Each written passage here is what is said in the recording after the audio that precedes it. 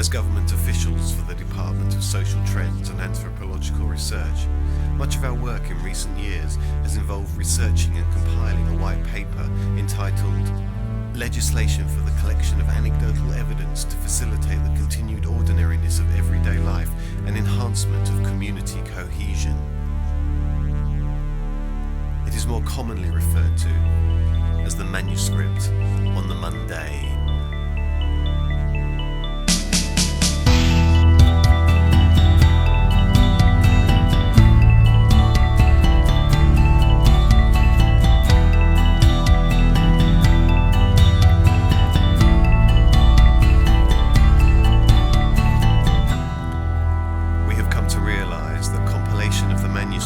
Is an ongoing task and one which may never be entirely completed. If achieved, it is hoped it will act as some kind of blueprint, enabling government and the people to better understand itself, leading to a more tolerant, enabling and reflective society.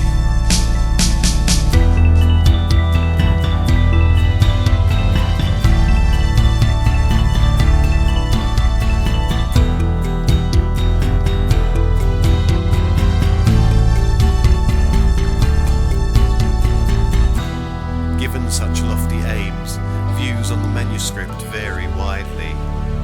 As the largest survey of its kind, some would argue it is helping to paint the most revealing portrait of society and behaviour ever carried out.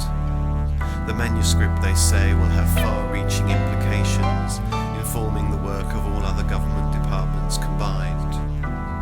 To others, it is regarded as the most pointless, fruitless and irrelevant exercise ever conducted.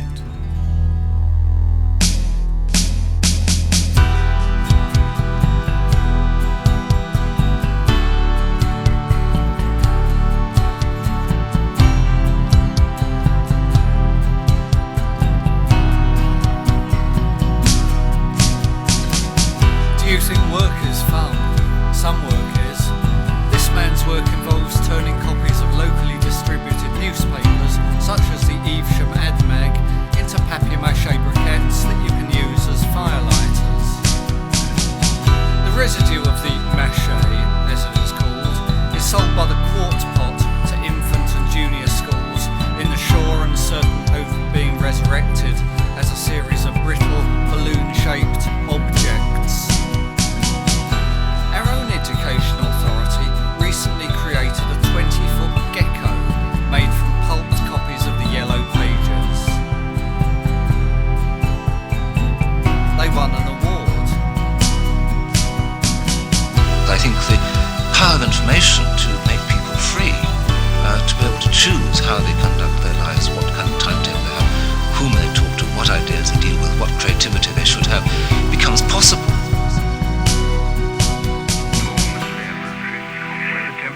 Never allowed to fall below 98.6. The future that we once knew, the future of the great visionaries of the modern age, Aldous Huxley, George Orwell, H.G. Wells and Fritz Lang, was a glamorous, dangerous affair, a world of great cities, limitless energy, mass production and technological takeover. Science would point the way, and the all-powerful state would take us there, be it to paradise or to pandemonium.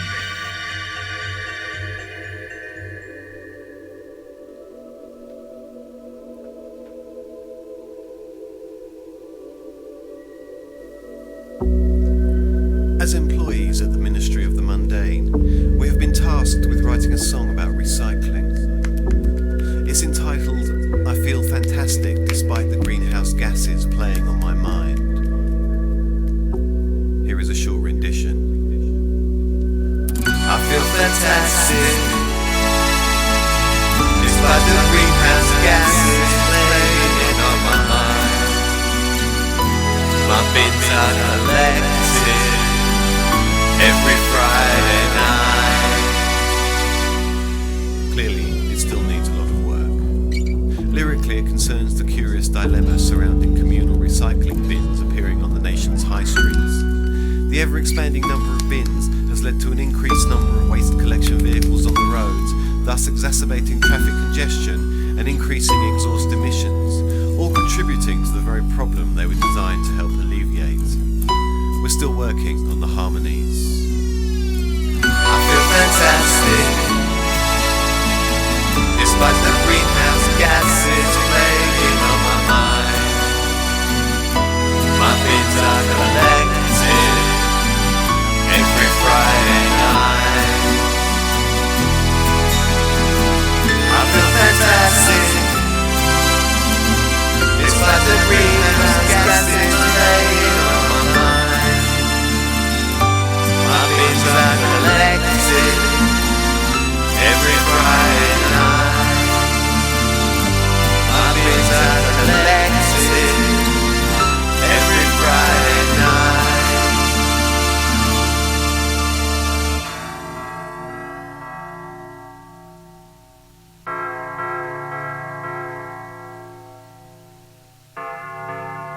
We're the one animal that knows that we're going to die, and yet we carry on, paying our mortgages, doing our jobs, moving about, behaving as though there's eternity in a sense.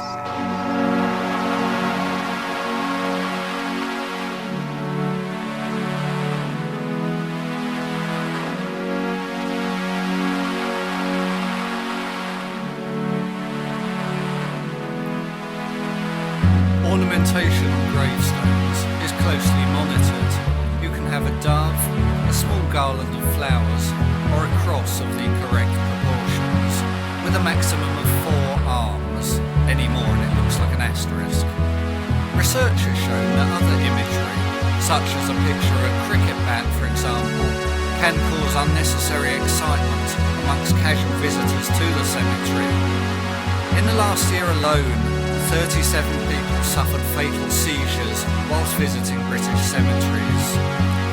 Ashes to ashes. Funk to funky.